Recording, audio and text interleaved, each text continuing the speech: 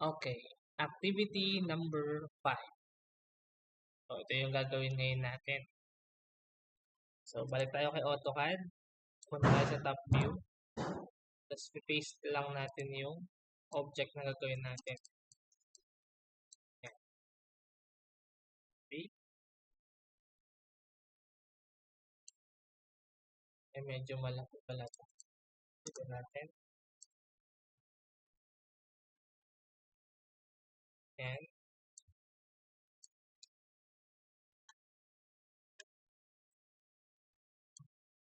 Yan. So, ito yung gagawin ngayon natin. So, line, enter. So, flat ulit. Balik tayo dun sa flat na surface.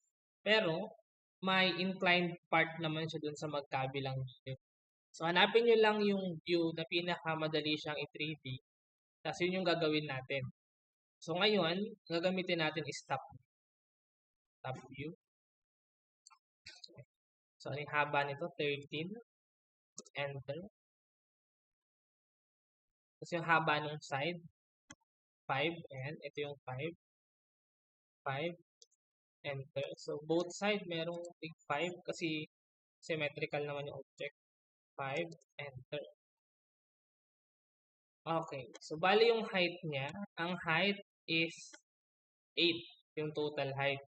Ang gagawin nyo lang, mag-line muna kayo ng 8 dito sa pinakagitna. Mula dun sa midpoint ng line na yan, input yung value na 8. Tapos enter. Tapos gawa kayo ng line na ang haba ay 7. 7. Enter. Ngayon, i-move ngayon natin itong linya na ito. Hanapin yung center or midpoint. Tapos i-connect dun sa endpoint ng line 8 na ginawa natin. Okay? Para makuha natin yung dalawang inclined na part ng object. So, connect lang natin. Ayan. So, nakopya na natin. So, yung extrusion height is 4. Burayin na natin ito. Palitan ulit natin yung view. Southwest isometric. So, press pull. Ayan. So, ang extrusion height ay 4. Enter. Okay?